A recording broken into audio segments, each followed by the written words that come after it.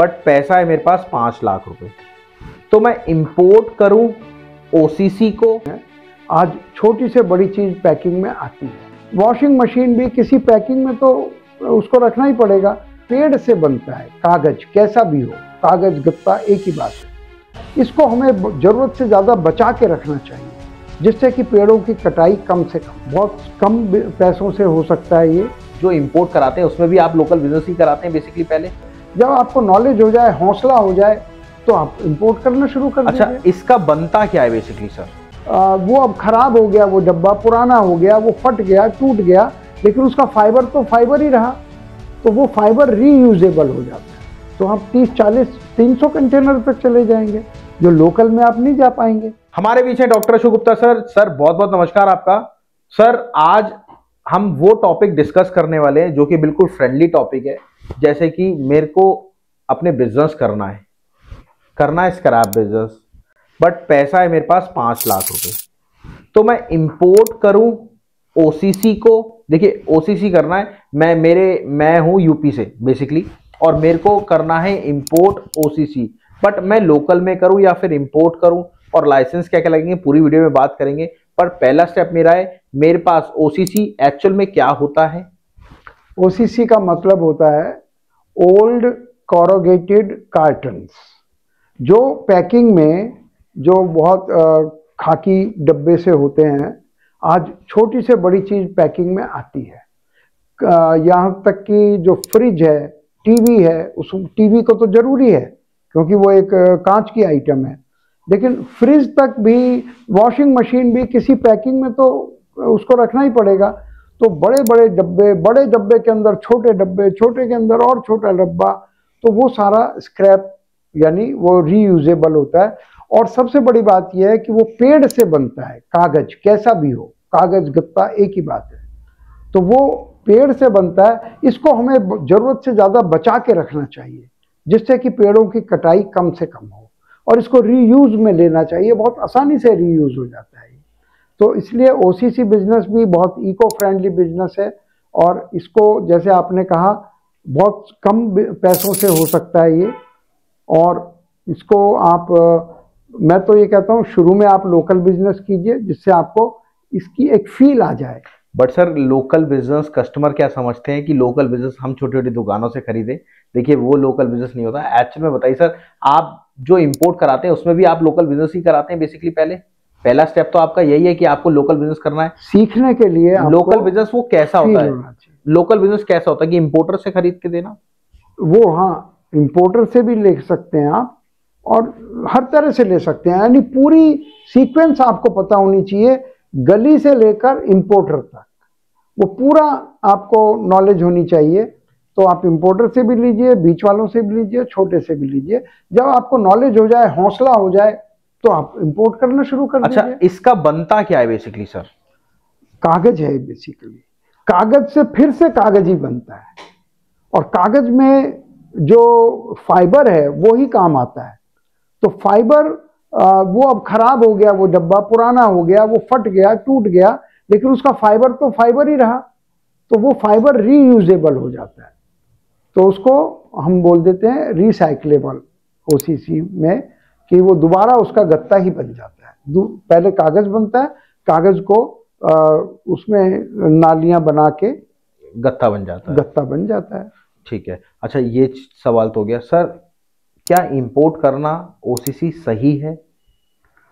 मैं तो कहता हूं जब आपके पास बजट अलाउ कर रहा है, आपको नॉलेज है अगर इंपोर्ट की, तो नेचुरली इंपोर्ट में आपको ज्यादा पैसा बचेगा, क्वांटिटी ज्यादा हो जाएगी, स्केल बढ़ जाएगा आपका। और शुरू में मान लिया आप केवल 2-3 कंटेनर से शुरू कर रहे हैं, तो आप 30, 40, 300 कंटेनर तक चले जाएंगे, जो लोकल में आप नहीं जा पाएंगे। 300 कंटेनर माल इकट्ठा करना बहुत इसलिए दुर्लभ का काम होता है। जो लोग कम बजट में है वो लोकल करते हैं, जिनका बजट मीडियम या मीडियम से ऊपर है वो इंपोर्ट कर सकते हैं। ये बजटिंग के ऊपर होता है। और सर ये अगर देखा जाए तो कहाँ पे जाता है माल? अगर अपन इंपोर्ट करें तो कहाँ पे जाता है? देखिए, इसके जो एंड यूजर है वो पेपर मिल्स होती है। पेपर मिलों को रोज का स्क्रैप पेपर चाहिए, पेपर और गत्ता चाहिए। तो वो हर जगह, और ये पूरे इंडिया में ये एक लेबर इंटेंसिव काम है, तो जगह जगह मिलें खुली हुई है, पूरा इंडिया भरा हुआ है पेपर। सर पूरे इंडिया की बात करें तो कितनी मिलें होंगी इंडिया में? देखिए, मैं इस बारे में मैं कोई मेरी स्टडी नहीं है, पर मैं समझता हूँ 10,000 मिले कम से कम। 10,000 मिले? पेपर का इतनी जरूरत है, हर लेवल का पेपर बनता है, हाथ से बन जाता है। एक बहुत, इसके लिए कोई बहुत बड़ी मशीनें नहीं चाहिए इस पेपर को बनाने के लिए, इजीली बन जाता है। तो और इस पेपर को अगर ट्रांसफर करेंगे, मान लिया दिल्ली में पेपर इकट्ठा हो रहा है, तो दिल्ली के 100 किलोमीटर के एरिया में ही बिकना चाहिए। अगर दूर जाएगा तो महंगा हो जाएगा। इसलिए हर शहर के आसपास, चाहे वो गत्ता हो चाहे वो लोहे का स्क्रैप हो, मिलें आसपास ही होती हैं। हर 100 किलोमीटर के एरिया में 10-20 मिलें होती हैं। तो सर मिले वाले क्या उधार लेते हैं माल को? ये बिल्कुल सही कहा आपने कि ये आप पर डिपेंड करता है। अगर आप एक अच्छे सप्लायर हैं तो लेने वाले सैकड़ों हैं आपके पास, तो आप उधार नहीं देंगे। लेकिन अगर आप छोटे हैं, आपके पास ज़्यादा सप्लायर्स नहीं हैं, तो छोटे लोग उधार दे देते हैं।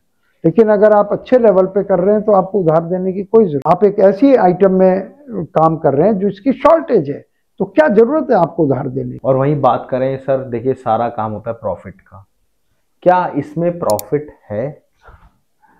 बिना प्रॉफिट के क्या कोई काम हो सकता है? ये कहना, आप ये तो कह सकते थे कि प्रॉफिट कम है या ज़्यादा है, उसकी भी कोई परिभाषा नहीं है। अगर आप एक काम को अच्छे लेवल पर कर रहे हैं तो उसी में प्रॉफिट ज़्यादा है, और अगर आप उस काम को करना नहीं जानते हैं तो उसमें लॉस हो जाएगा। आज बहुत सी फैक्ट्रीज जो है वो बिक जाती हैं और दूसरा उसको खरीदने वाला उसको चला लेता है और उससे प्रॉफिट कमाता है। एक 10-5 करोड़ की फैक्ट्री वो 2 करोड़ में बिक के और फिर वो प्रॉफिट में आ जाती है। कैसे आ जाती है? नॉलेज होती है। नॉलेज। हम बार बार स्टार्टअप इंडिया में हमारी कोशिश यही है कि हम नॉलेज को सुप्रीम माने, हम नॉलेज को गेन करके उससे पैसा बनाएं, ना कि पैसे से। पैसा तो चाहिए लेकिन पैसा मिल जाता है और नॉलेज नहीं मिलती है। अगर आपके पास पैसा है भी तो बिना नॉलेज के कैसे करेंगे आप? तो हमारी बार बार हम अपने बच्चों को ये तो कहते हैं आप बीए कर लो, एमए कर लो, एमबीए कर लो, लेकिन और उनके ऊपर हम बहुत खर्चा करते हैं। 10,000, 20,000, 10 लाख रुपए फीस, 20 लाख रुपए फीस, अपने ऊपर 10,000 खर्च करने में भी जोर पड़ता है। हम सोचते हैं हम बिना पैसा खर्च करे बिजनेस कर लें और अपने बच्चों का काम चलाएं, अपने फैमिली का काम चलाएं, अपने ऊपर इन्वेस्ट नहीं करते। वो बात सही है कि एक पिता अपने लिए कमीजें नहीं खरीदेगा, अपने बच्चों के लिए बहुत महंगे कपड़े खरीद लेगा। तो हम वही लोग हैं जो अपनी ग्रोथ के लिए खर्चा ना करके और ऐसी चीजों में खर्चा कर देते हैं जहां से रिकवरी नहीं होनी है। बिल्कुल सर, थैंक यू, आपने इतना गाइड करा। और मेरी रिक्वेस्ट है, देखिए अगर हमारा फ्री सेशन भी होता है जिसमें आपको, जी हाँ, live Ashok sir, doctor Ashok Gupta sir मिलते हैं और आपके जो भी सवाल होते हैं उसका जवाब देते हैं। जैसे मैं सवाल पूछ रहा हूँ, अशोक सर जवाब दे रहे हैं। तो आपको अगर उसमें आना है तो सर का नंबर मैंने दे रखा है, सर से डिटेल ले लो या फिर सर की टीम उठाएगी, उनसे डिटेल ले लो। Thank you for coming. Thank you, धन्यवाद सर, थैंक यू राहुल, आपने जवाब दिया। Thank you Rahul.